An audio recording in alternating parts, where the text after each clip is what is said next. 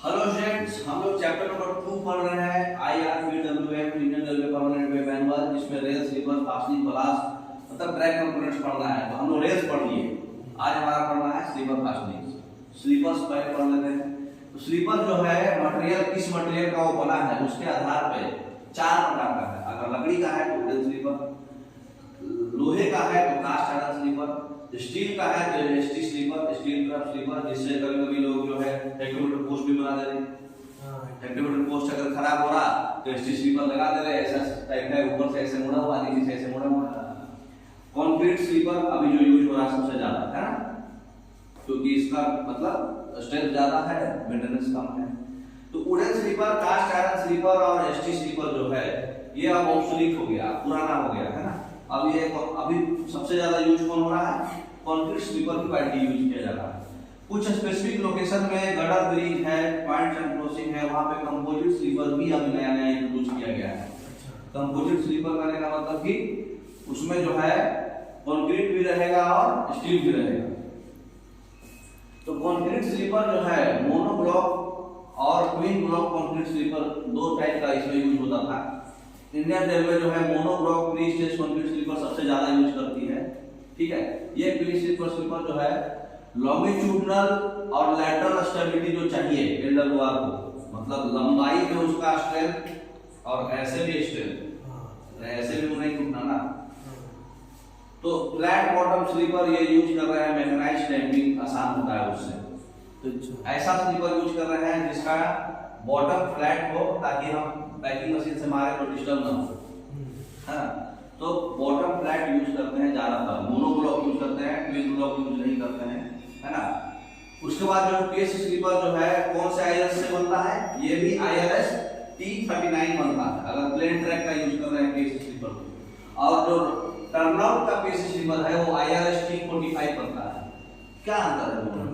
Turnout बोले तो sir point का स्लीपर थोड़ा अलग रहता है, रेक्टेंगुलर रहता है, और उसका ट्रेपेजॉइडल रहता है। ट्रेपेजॉइड शेप का रहता है, थोड़ा सा एंड में देख रहे होंगे हल्का कज रहेगा। तो इसमें अंतर क्या है? ये अंतर है IRS T39 प्लेन ट्रैक में यूज होता है। IRS T39 जितना भी फिक्स्ड था IRS T1 था, रेल IRS T12 था। तो IRS T39 जो है स्लीपर का जो है, और टर्नआउट स्लीपर का है IRS T45 पॉइंट वाला। तो जो नॉर्मल पीएस स्लीपर है वो 1:20 का ग्रेडियंट दिया हुआ है, ऐसा बनाया ही गया है कि वो स्लीपर पे रेल अगर बैठेगा तो ऑटोमेटिक 1:20 में झुक जाएगा वो। अच्छा, ऐसा वो बनाया गया है ताकि व्हील पोलिंग हो सके। व्हील जो है ऐसा झुका रहेगा तो व्हील उसमें फंस के रहेगा, गिरेगा नहीं, मतलब थोड़ा बहुत आगे पीछे गेज भी हुआ तो ऐसा लॉक करके, मतलब उसको अगर आप एक ऐसे बनाए, इस पे गाड़ी जा रहा है, थोड़ा सा ही टेढ़ा हो गया तो गाड़ी गिर जाएगा। लेकिन आप शुरू से ही उसको ऐसे बनाए हुए, गाड़ी जाएगा तो दोनों साइड से ही लॉक हो जाएगा व्हील, क्योंकि आप उसको हल्का हल्का ग्रेडियंट में बनाए ना, हल्का झुका के बनाए, तो उसको बोलते हैं एडजिंग ऑफ स्लीपर। लेकिन पॉइंट्स एंड क्रॉसिंग में ये नहीं बनाया जाता है, बिल्कुल फ्लैट रहता है। क्यों?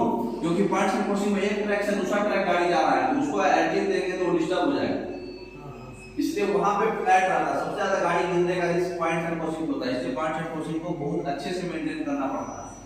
तो पॉइंट्स एंड क्रॉसिंग पे एडजिंग ऑफ स्लीपर नहीं होता, मतलब 1:20 का ग्रेडियंट नहीं रहता उसमें, ठीक है। तो पॉइंट्स एंड क्रॉसिंग को अचानक से ये 1:20 का ग्रेडियंट है, अब इसको आप बिल्कुल जीरो ग्रेडियंट में बनाना है तो अचानक से तो नहीं कर सकते, धीरे धीरे डालना पड़ेगा। तो ग्रेजुअली लाने के लिए 5 अप्रोच स्लीपर डाला जाता है।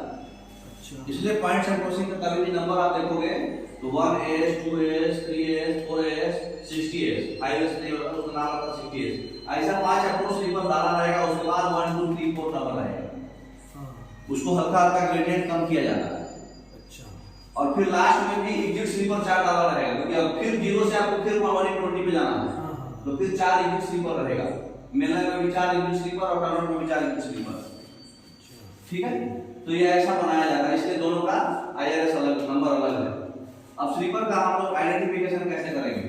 कंक्रीट स्लीपर जो है उसका ड्राइंग नंबर और कोड ऑफ द मैन्युफैक्चरर जो है, ईयर ऑफ द मैन्युफैक्चरर उसके टॉप में, एंड में, सरफेस के एंड में इंग्रेव रहता है, मतलब छपा रहता है, बताएगा कि वो स्लीपर का ड्राइंग नंबर क्या है, कोड क्या है, मैन्युफैक्चरर मैन्युफैक्चरर कौन है, सेल कंपनी बनाया है कि भेल कंपनी बनाया है कि खेल कंपनी बनाया है, कोई कंपनी जो भी कंपनी बनाया हो। परमानेंट पे स्टाफ जो है कभी भी ये जो है मेंटेनेंस के समय हमेशा इसको देख सकते हैं, ठीक है। स्लीपर का ड्राइंग में लिखा है, तो जितना भी प्री स्टेज कंक्रीट स्लीपर है उसको सबसे पहले मैन्युफैक्चर के समय उसको इलेक्ट्रिकल रेजिस्टेंस के लिए टेस्ट किया जाता है। क्यों? रेलवे भी करंट, क्योंकि वो इंडियन रेलवे जो है इलेक्ट्रिसिटी यूज करके उसको मतलब ट्रेन चला रही, अगर वो इलेक्ट्रिकल रेजिस्टेंस नहीं देगा तो सारा मतलब ग्राउंड पे आएगा तो वो इंसुलेशन नहीं होगा। तो स्लीपर को हम लोग पेंट करते हैं एफटीसी यूज करके, इसको लिखा जाता है एफटीसी मतलब क्या होगा, फिट फॉर ट्रैक सर्किट, है ना। और एनएफटीसी मतलब not fit for track circuit location, ठीक है। तो जब भी आप स्लीपर को यूज कर रहे हैं तो इसको नोट करना है, साइड पे लिखा हुआ है कि नहीं, एफटीसी और एनएफटीसी लिखा हुआ है कि नहीं, है ना। क्योंकि वो इलेक्ट्रिकल रेजिस्टेंस का चेक करके ही उसको लिखा जाता है। जब कंक्रीट स्लीपर यार्ड में यूज होगा या फिर फिक्स्ड ट्रैक या फिर एसडब्ल्यूआर में यूज होगा, जहां पे एसडब्ल्यूआर नहीं है, फिक्स्ड से सब है, 4 डिग्री से ज्यादा का कर्व में फिक्स्ड ही देना पड़ता है, वेल्ड नहीं कर सकते उसको। तो वहां पे फिक्स्ड रहेगा 6 मीटर का, 6 वोल्ट का, है ना। तो 1 मीटर का जो फिक्स्ड रहता है, तो स्लीपर स्पेसिंग जो है फिक्स्ड जॉइंट पे हमेशा यूनिफॉर्म रखना है और 1 मीटर लॉन्ग फिक्स्ड ही यूज करना है ऐसे जॉइंट पे, ठीक है। तो फिक्स्ड जॉइंट हो या फिर यार्ड हो, वहां पे स्लीपर स्पेसिंग यूनिफॉर्म रहना चाहिए, आगे पीछे नहीं, दुनिया में नहीं होना चाहिए। अब है स्लीपर डेंसिटी। स्लीपर डेंसिटी हमेशा क्या होता है, 1 किलोमीटर में कितना नंबर ऑफ स्लीपर बिछाया गया है, ठीक है, ट्रैक पर, और वो फिक्स किया जाता है ताकि मैक्सिमम स्पीड जो है उसके हिसाब से चल सके। तो मिनिमम स्लीपर डेंसिटी जो होता है, कोई भी ट्रैक हो, कंप्लीट ट्रैक रिन्यूअल हो या फिर खाली स्लीपर रिन्यूअल हो, डबलिंग हो या फिर गेज कन्वर्जन कर रहे हैं आप, नया लाइन बना रहे हैं, मेल लाइन अगर यूज हो रहा है, मेल लाइन में 1660 लेना है, हाँ। और लूप लाइन और साइडिंग लाइन जिसमें 50 kmph का स्पीड रहता है उसमें 1540 लेना है। तो बताइए 1 किलोमीटर में 1660 है तो 2 स्लीपर के बीच में कितना गैप आएगा, 60 सेंटीमीटर, 0.60। हाँ। और अगर इसमें अगर 1 किलोमीटर में 1540 है मतलब 2 स्लीपर के बीच में कितना गैप आएगा, 65 सेंटीमीटर। तो ये भी क्वेश्चन पूछ सकता है, 2 स्लीपर स्पेसिंग, तो स्लीपर स्पेसिंग इसका कितना रहेगा, 65 सेंटीमीटर, इसका कितना रहेगा 60 सेंटीमीटर। तो साइडिंग्स में जिसका परमिसिबल स्पीड 50 से ज्यादा है उसमें भी 1660 लेना पड़ेगा, है ना। 50 तक है तो 1540 दे सकते हैं, 65 सेंटीमीटर गैप दे सकते हैं, ठीक है। हायर स्लीपर डेंसिटी मतलब क्या हुआ, पीसीई का परमिशन चाहिए उसके लिए, क्यों ऐसा, सेफ्टी देखना, क्योंकि कॉस्टली हो जाएगा। अच्छा, आप चाहते हैं कि 1660 से भी ज्यादा मतलब कुछ कम गैप पे मारना चाहते हैं, 60 सेंटीमीटर आपका फिक्स किया हुआ है, अब 60 से भी कम चाहते हैं तो पीसीई का परमिशन होगा ना, बजट कौन देगा, एक्स्ट्रा स्लीपर लगेगा उसमें, पैसा भी तो लग रहा है। तो कंक्रीट स्लीपर को जो है अनअवॉइडेबल सर्कमस्टांसेस में ही लगाते हैं एसडब्ल्यूआर ट्रैक में। स्लीपर स्पेसिंग जो है सारे फिक्स्ड जॉइंट में हमेशा यूनिफॉर्म रखते हैं और 1 मीटर लॉन्ग फिक्स्ड ही देते हैं, ठीक है।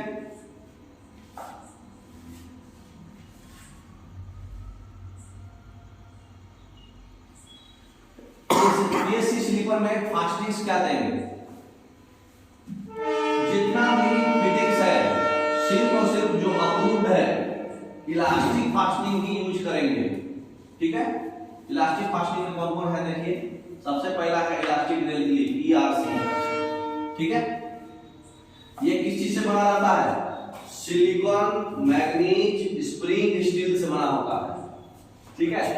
और ये जो है सप्लायर आईआरएसटी क्या है इसका 31, ठीक है, आईआरएसटी 31 है, उसको जो है डिजाइन किया जाता है एक डिजाइन डिफ्लेक्शन टो लोड पे। कहने का मतलब कि कितना उसमें हम लोड लगाएंगे, जैसे मान लीजिए हम इसको ऐसे पकड़ के है, अब इसको हम खींचेंगे लोड लगा के, तो मतलब 900 से ऊपर जाएगा नया चाबी जो है नया ईआरसी, उसका टो लोड डिफ्लेक्शन कितना खींचने के बाद जो है वो खुल गया, मतलब पकड़ना छोड़ दिया उसको, स्लीपर उठ गया, मतलब स्लीपर से कनेक्शन हट गया।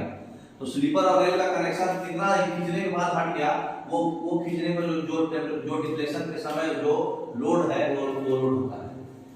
तो 900 से 1100 नया क्यासी का होना चाहिए, 800 से 1100 भी कोई मिलता है केजी पर सेंटीमीटर स्क्वायर।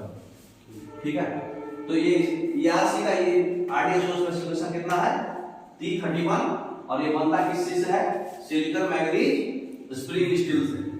अब है ग्रुप्ड रबर शोर प्लेट जीआरएसपी है ना, ये रबर बनाया जाता है। आईआरएस कितना है इसका T47, ये बहुत एग्जाम में आता है याद रखिएगा, सब बैक के लिए रट जाइएगा।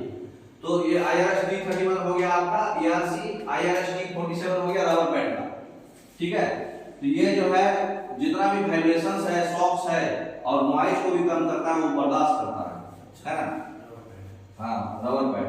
अब एक और रबर पैड बनता है CGRSP, जीआरएसपी तो नॉर्मल हो गया, एक कंपोजिट जीआरएसपी बनता है जीआरएसपी, CGRSP बोलते हैं। परफॉर्मेंस अगर बढ़ाना है तो उसमें क्या है 2 लेयर बनाया जाता है। ठीक है, टॉप लेयर का मॉडल ऑफ प्लास्टिसिटी अलग रहेगा और बॉटम लेयर का सॉफ्ट रहेगा, टॉप लेयर हार्ड रहेगा। अभी हम लोग जितना भी रबर पैड यूज कर रहे हैं वो CGRSP है। CGRSP में फर्क क्या है, 2 लेयर होगा, देखिएगा उसमें टॉप में ऐसे खाचा खाचा खाचा खाचा, हाँ टॉप उसमें लिखा रहेगा कौन टॉप है कौन बॉटम है। तो उसमें टॉप वाला जो है हार्ड होता है क्योंकि उसका मॉडल ऑफ प्लास्टिसिटी हाई बनाया जाता है, बॉटम वाला सॉफ्ट मटेरियल का होता है। क्यों, ताकि स्लीपर को डैमेज ना करे। लोड जब उस पे आएगा तो खुद लोड ले ले और फिर स्लीपर को सॉफ्ट रहेगा, स्लीपर को डैमेज नहीं करेगा, हार्ड रहेगा तो डैमेज कर देगा। इसलिए रबर पैड कभी बदलना है तो टॉप बॉटम देख के बदलना है। ये मैन्युफैक्चर जो है CGRSP जो है इसका जो है आरडीएसओ मैन्युफैक्चरिंग CRP 198 2006 ये नंबर से बनता है। और ये 6.2 mm का होता है। और एक और होता है आरडीएसओ MNC-RP 200 2007, ये 10 mm का होता है। 10 mm वाला कहाँ यूज होगा क्रॉसिंग पे, CMS क्रॉसिंग के नीचे देखोगे मोटा यूज होता है, वो उसका चौड़ाई होता है 10 mm मतलब थिकनेस। अब नॉर्मल वाले का होता है 6.2 mm। और जो नॉर्मल जीआरएसपी है जिसमें टॉप बॉटम का लंबा नहीं है, वहीं से भी डाल दो, वो 6 mm तक बिल्ट होता है थिकनेस। तो एवं स्पेसिफिकेशन के आधार पे हार्डर लेयर हमेशा जो है रेल के कांटेक्ट में रखेंगे, है ना। मैन्युफैक्चर उसको ऐसा बनाया है ताकि वो रेल सीट पे प्लेस हो जाए और अप फेस करे, है ना। अब है नायलॉन कोड रेनफोर्स जीआरएसपी, एक नया रबर पैड बना है। ठीक है, ये क्रॉसिंग टर्नआउट के क्रॉसिंग पे यूज करते हैं, 6 mm थिक रहता है। ठीक है, जो रेल्स टर्नआउट पे है वो वहां पे ये आरडीएसओ MNC-RP 201/2007, उसका 198 था, इसका 200 था, इसका 201 है। सब 2007 और 6 के बाद 98 वाला 2006 में बना था, 200 और 201 वाला 2007 में बना है। ठीक है, तो ये 2007 में बना है नायलॉन कोड रेनफोर्स जीआरएसपी। ठीक है, ये टर्नआउट पे मतलब पॉइंट एंड क्रॉसिंग के रेल के नीचे डालना है। 60 kg जो अभी रेल बना ना थिक वेब पेज वो सब। अगला हमारा टॉपिक है लाइनर। लाइनर जो फिटिंग्स होता है ये रबर पैड और रेल के साथ यूज होता है रेल के फुट पे, है ना, ताकि गेज करेक्ट रहे, है ना। और चाबी जो है अचानक से टो लोड ले सके, क्योंकि कुछ तो लाइनर भी उसको अलाउ करेगा फ्लेक्सिबिलिटी, है ना। ये हेवियर रेल सेक्शन में स्लीपर में इसलिए लगाया जाता है, लाइटर रेल सेक्शन और हेवियर रेल सेक्शन में कॉम्बिनेशन लाइनर यूज होता है क्योंकि वो फ्लेक्सिबिलिटी देगा, है ना। लाइनर किस चीज से बना होता है, ग्लास फील्ड लाइनोल मतलब GFL लाइनर। आरडीएसओ का स्पेसिफिकेशन नंबर है T44 और मेटल लाइनर का स्पेसिफिकेशन नंबर क्या है, प्रोविजनल 2013 में बना था। तो GFL लाइनर जो है हमेशा ट्रैक सर्किट के लिए यूज होगा क्योंकि वो प्लास्टिक का है GFL लाइनर, और मेटल लाइनर जो है सेक्शन में यूज होगा। ट्रैक सर्किट एरिया में GFL लाइनर यूज होता है। और कट लाइनर यूज होता है जहां पे जेक क्लिक करता है, पिस्टन जॉइंट या ग्लू जॉइंट करता है ना। तो फील्ड ऑफिसर्स के लिए जो है ये फिटिंग्स का लिस्ट दिया गया है लाइनर 2x4 A और 2x4 B में, डिटेल इंफॉर्मेशन वहां दिया गया है लाइनर का। ऐसे हम लाइनर के लिए एक क्लास में ऑलरेडी पढ़ा चुके हैं, आप मेरा वीडियो देख सकते हैं, मेरे YouTube चैनल पर है वो लाइनर, कौन सा लाइनर कहां यूज होता है, कौन सा मतलब 3707, 3708, 3706, 3702, गुलाबी कलर, हरा कलर, पीला कलर, लाल कलर जो भी है वो सब हम बताए हैं। ऐसे रफली आपको बता देते हैं कि अगर स्लीपर और रेल अलग अलग है, अगर स्लीपर भी 60 kg का है, रेल भी 60 kg का है, तो हम लोग दोनों जगह जो है 3706 व्हाइट कलर का लाइन यूज करेंगे, दोनों 60 है। अगर स्लीपर 52 kg का है और रेल भी 52 kg का है तो 3702 यूज करेंगे GFL लाइन, है ना, दोनों साइड, अंदर भी बाहर भी।